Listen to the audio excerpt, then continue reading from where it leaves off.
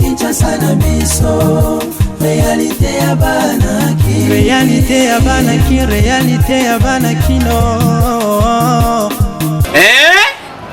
Buyukite bukuyoka kaka Kinshasa na biso kin eleki partout KNB Kinshasa na biso kin eleki partout Kinshasa eleki partout mikolo nezabino pardon Jima sala yolo raté ya on a bien yo Jimmy Mukende Oumela KNB kin eleki partout rien à dire toi on a tant convié parce que kin eleki partout et losako liboso ambongo mosanto azate Céline Kardashian isongolo bisous bye bana kin ke bana jako zape so kutana ngo KNB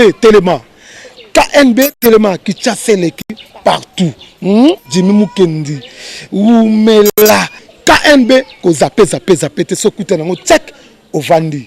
Bote na bino nyonso balandi ya magazine Kinshasa na biso oyo ezolemba te kopesa bino bava réalité ya vie ya Kinshasa.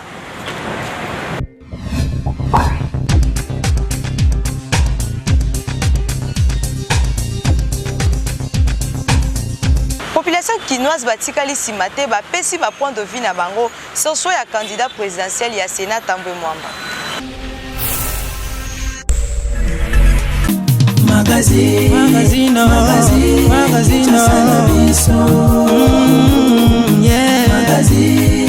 Magazine Kinshasa na biso réalité ya banaki réalité ya banakino. Première chose, je n'ai pas bouillé. Tambwe Mwamba, aza politicien ya kala. Aza mutu ya kala. Abandi politique ya kala.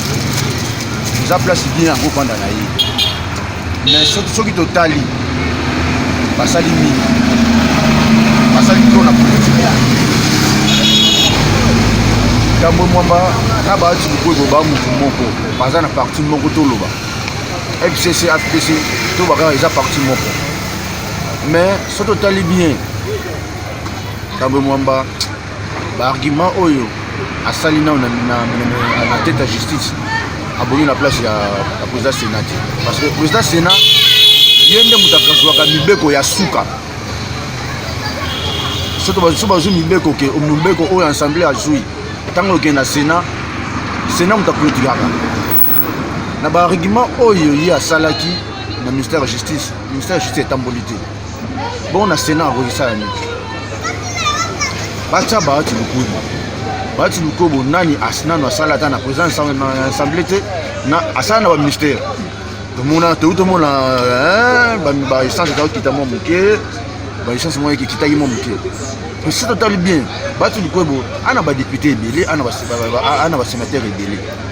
Alors Toyebité, bisous toi peuple congolais, tous ça, toyebi politique mon akati. Mais le problème c'est qu'il c'est quoi? Kabila, ba vanda nanu ba yoka na bien, ba pesa nanu ba ti lukwebo sikawana. Politique, mais peuple congolais ça na posa de l'Afrique. Akati na gouvernement oyo kokoti ya travailler, sans expérience na été, le savoir faire na été. Mais l'autre tolingi elongia sika ya moto mosusu nde a travaillé na kati ya Sénat komona lisusu Alexis Tambwe Mwamba et bozala kaka de même chose ko se répéter bon baati lukwebo baati mais nani baati bon mpona nga vraiment baati na compétence ya kozala président ya Sénat bon naza vraiment na idée na mosikoyo mpona base mpona base naza ma idée te mais mpona Alexis a travaillé mingi na mpe Abishole azokamwisa Fidèle Ambongo akomi kosala politique. Mais ce qui papa Mbongo azoloba ke Félix Tshisekedi azui pouvoir te na comprendre était aza pasteur toi aza politicien. Ambongo alongoli ma colonel na donation sur les papas journalistes baketi na cité de l'Union africaine. Nako bimana bango ambongo azol bake y a des avancées significatives au dozo mona chef de l'état zo sala. Aloba ki ngona qualité nini. Peuple congolais bino mo bota l'église catholique. Ngana oyebisa bino boy nako sakate. Église catholique ya République démocratique du Congo papa journaliste, et église catholique o coopéra direct na Vatican te. Et église catholique o yaki na nzela ba Belge pour na ko exploiter ba minerai na biso. Église catholique ya Congo. Nde ya ngwana ozomona série église catholique ba yeko sala coup d'état. Po ete balongola Kasavubu batia Lumumba, batia Mobutu azaki ndeko na biso Équateur. Nde komona peuple congolais banda Mobutu azwa pouvoir. Batu nyonso baleka ba archevêque ya vila Kinshasa bazaka Bangala na ebite so na kosi. Boto na bato. Bangala kaka. Nde Bangala wana problème na bango baleka problème ezalaka nini? Problème ezalaka ko coincer pouvoir à place, bazongisa pouvoir ndenge Mobutu azwa kakala. Bandeko na ngai batoto wakatanga bampangi na muna bandundu bandeko na biso Équateur tozana dernier cartouche au tozo benge Félix Tshisekedi Tshilombo, l'homme le seul congolais qui parle pour l'intérêt général. Aboy ko somba ba mapangu na poto aboy ko linga basi ebele alobi na ko mourir pour l'intérêt à peuple congolais. Donc nzamba pambola Félix Tshisekedi, nzamba pambola peuple congolais. A vidolé ambongo alinga Félix était aye babeke mandat Félix Tshisekedi ebandi na 2023. Oh tozo kende transition pour organiser la République. Mandat Félix obanda na 2023 mais c'est ambongo. Soko lingite Congo Brazzaville pesa Congo ba bengo congolais okosi na ngambo kei.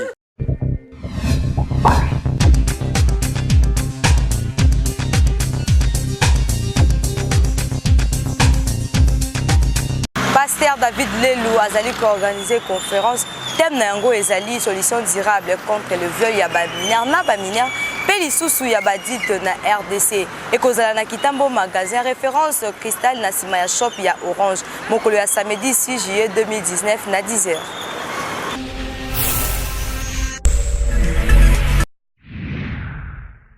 Les sexes, assassins de la destinée.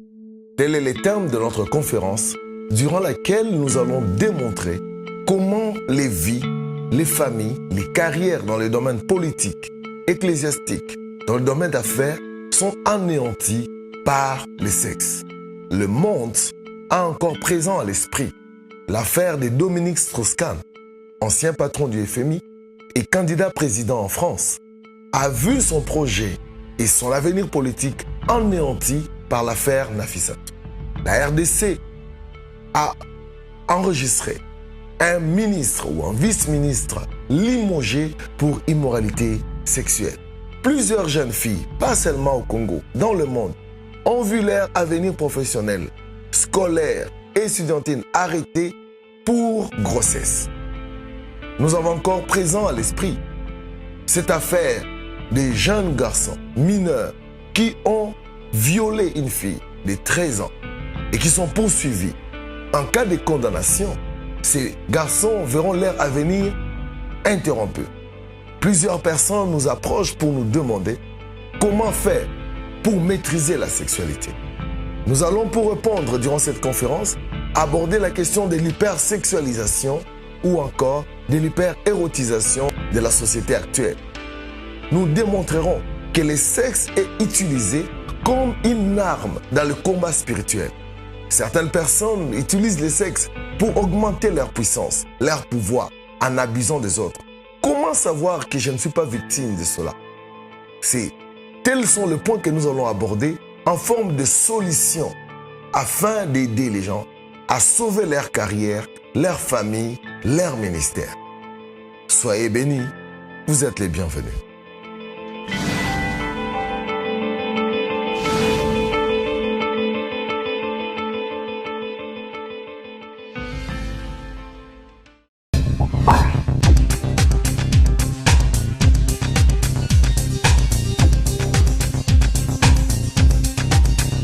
Betesco amemeli bakinoa nyonso café Africa Jos oyo ezopesa kimia pe énergie na banzoto na biso.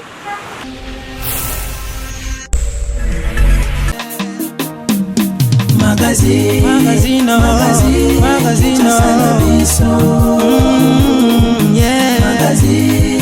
Magazine Kinshasa na biso.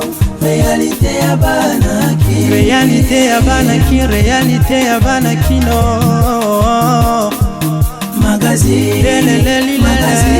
Betesco toujours na souci ya kosunga ba consommateur na e azali na café kitoko babengi café Africa Chose.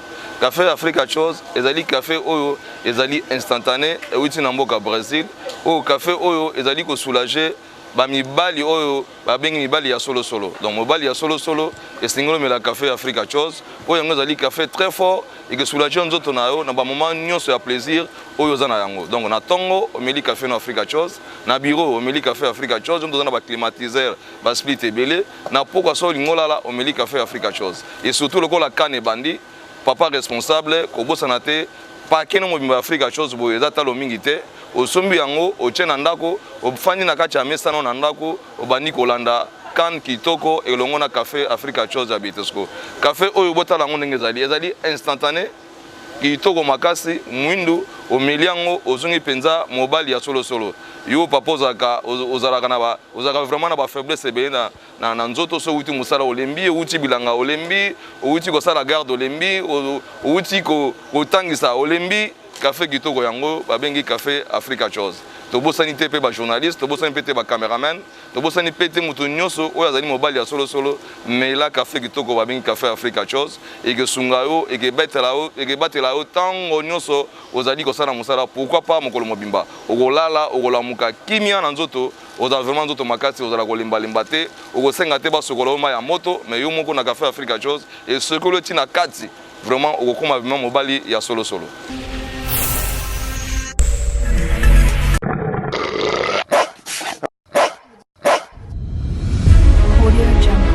Votre sécurité, le bon fonctionnement de vos établissements, les services professionnels adaptés à vos services et surveillance de toutes vos activités, pensez à Ratel Security. Ratel Security, nos services sont adaptés à tous vos secteurs d'activité. Ratel Security, c'est un service de qualité 24 heures sur 24, 7 jours sur 7, 365 jours par année. Ratel Security veille sur les tours à bureaux, les entrepôts, les commerces et les espaces de stationnement. Ratel Security élimine le danger mineur et majeur à votre entourage et adopte les mesures préventives pour vos structures et leur bon fonctionnement. N'hésitez pas d'entrer en contact dès maintenant au meilleur service de Ratel Security en appelant au 089 44 44 400. Rapidité, sécurité et assurance, ce sont nos points forts. Ratel Security, vous avez besoin d'un meilleur service.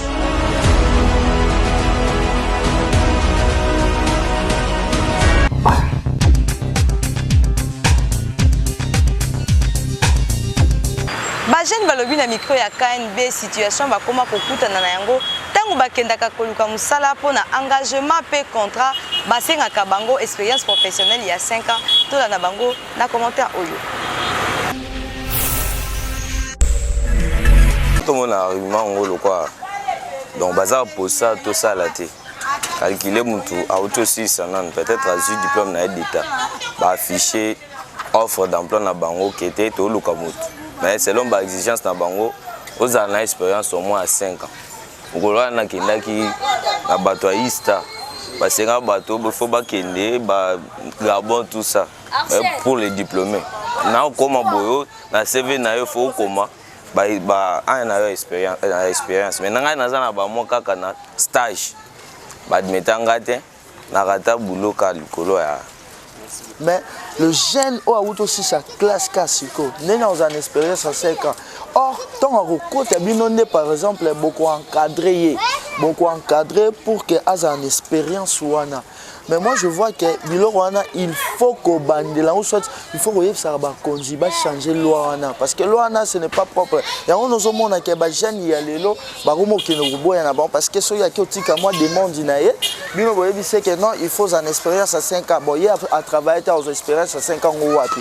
Et on montre les jeunes ebele ba komo ki na ba ko proposer ba misala ba limiter, ba mususu mo yango ils ont créé qui banditisme ici au Congo. Temana ya mabe makasi. Parce que tu as difficulté makasi pour nos hommes ça là pour misala ezati. Tana ko na dossier na zo msa wa ba c'est une expérience il y a 5 ans pour na zo nini musala. Donc eza comportement moi il faut changer comportement là. Normalité. On a biso ba tozui ba diplôme sikoyo. Tous en droit aux après 5 ans. mpona bazwa biso eza normalité mpona ngai mosala na biso eza après 5 ans seke tozala na vika ya chômage seke moto azwi diplôme azela après 5 ans eza mpena normal te bacongolais biso nde tozali oyo eza na bato ebele déjà congolais ya bizarre na makambo ebele alors mentalité ya congolais eza trop bas alors motu nyonso tu ntango azomona confiance mpona motu nakopesa exemple lelo oyo soki omoni ndeti kuluna abongoli motema ozomona quelque part ondima facilement te ota est-ce que abongoli to abongoli te alors mentalité bacongolais comme si comment bongo yango mutu mona ki na société bazwa bino kana na congolais aza pena na connaissance makasi est-ce que mona tanga pena classe na ba diplôme o lelo zozoma oyo bana mona zo diplôme mona est-ce que pena aza pena na connaissance yango vuto checker nan yango moni basinga ba 5 ans tokoma komona soki mwana asilisi maternelle baparent misusu basalelaka bango fete yango lelo totuni quelque parent bayebisa biso kosalela mwana ya maternelle oyo bakole fete ezalaka malamu to mpe ezalaka mabe tolanda bango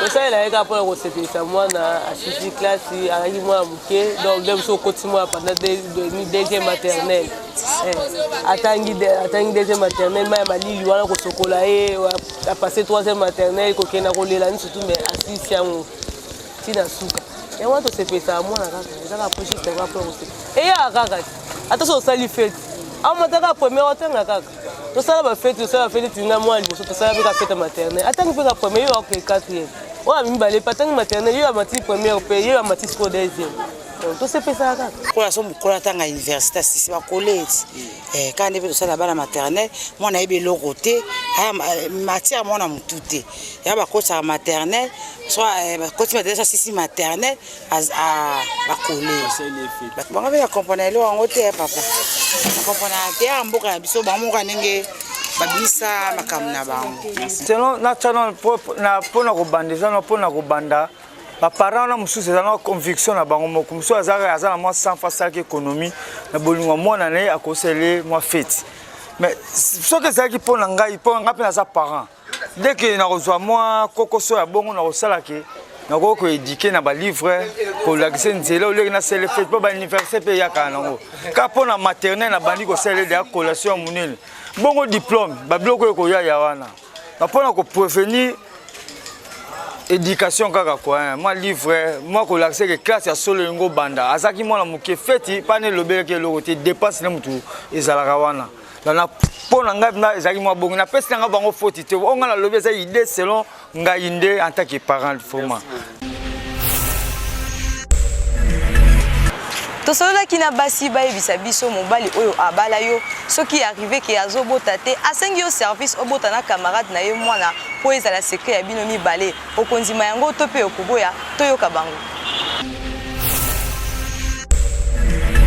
naolinga kobota na camarade mobile na ngai te mpo na sauve famille na ngai nakolinga eloko wana te semie tovanda kaka bongo ti mokonzamba olinga kopesa biso mwana so mpe nzambe aboyi totikali kaka bo parce que tolinganaki déjà mpo libela na libela ti suka liwa nde kokabola biso eza mabe lingela mobali nayoka lolenge omonaki ye wana lolenge ekuti keke soit problème ya kobota mwana nde okabola biso te po aton tolinganaka bana nde bayaka nsima bana baza matabisi jamais yoki kokilinga obota na camarade mobali na yo mpona osauve mobali na wana ezokopesi mobali na nde soni po ndenge ezana songe na pesi ke onga lokwa na obota te azwa moninga azwa mobali nanga asuka ndenge akozwa kaka kobotola nga libala omoyaki ekoluka ye na ndenge nzambe akopesa oyo ye azwi mpe ya ye ya ndenge ngapi ndenge batike nga ndenge soki nzambe mpe abaki te nga na kobota te natikala ndenge soki abaki na kobota te nzambe moko nde akokokisa mokana na kobota mpe kaka eza eloko moko à la langue ekobenda makelele mpo mokolo mwana ntango azala na mposa mwana na ye malgré tout mwasi mobali akosala couverture mais famille ntango bakoyoka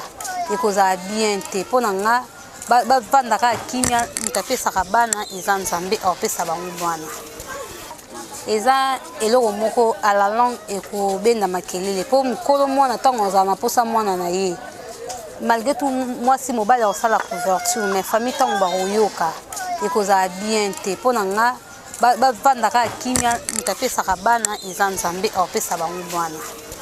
Donc ya kokende kobotaka na camarade ya mobali boye eokreaka baproblème à la langue. Mobali ayokani na camarade na ye, ayokani na camarade neke talanga za membone mwasi nanga botaka, yokani na mwasi nanga na peso mwasi nanga yo bota na ye mwana. Mwasi soka ndimi akondima pe bakushe na mobali wana babota mwana, mais mwana akobimaka lokola ya mobali na ndako.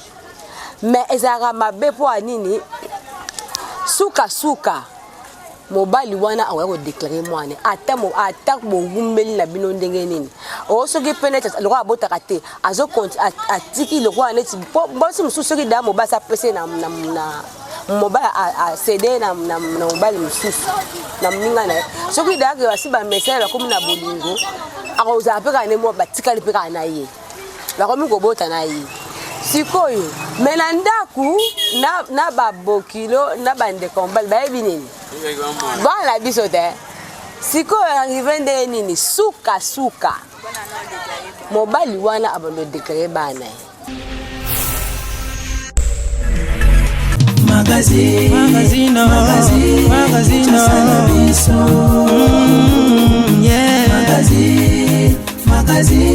Kinshasa na biso réalité ya bana Mais il faut en abaler parce que chouette, là maintenant pour moi c'est bidon vraiment parce que tant d'amour ça un sida il pose il faut continuer, ça sert à rien bokabona parce que tant d'abokaboni pas d'intention déjà il y a peut ça on a bam sous. Donc c'est pas bien vraiment conserve moi la repé ça moi ça personne c'est sida il faut en abaler kakati on a retiré ndini a personne de sida so on a abalé c'est na kukabola malade donc pas bam sous mais il faut en abaler tout faut na sida biso bibalé déjà na sida yango na sina balier déjà na za de tobima na ya tikinga de sida na ko comprendre na sida na boy sundini bon on est dépendre na conception mutu na mutu mutu mse ko za parler émotion to kanda to nini mais net pour nga sona linga raé donc to continuera ceux qui t'a préparé à toi à mariage va yebsinga moi sina totali moi ça dans la sida nga pe na sida mais na ko boya yeta po ya dans la sida nga pe na sida c'est na boye c'est na suka ou sida on m'a vous pas nanga ou peut vous pas moi si aussi on to éviter na nazalaki na sida na ceux qui moi si nanga ni apesinga sida na bi bongo sala nga na mabe fo pe nga na kanda na oboya yeka te futo za la biso mbale to eba to ke hôpital pa nga bala ki sabiso ba kisne ba mela po to tikala biso ba na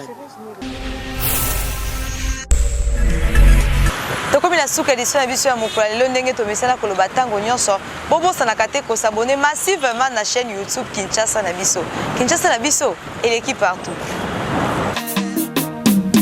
Magazino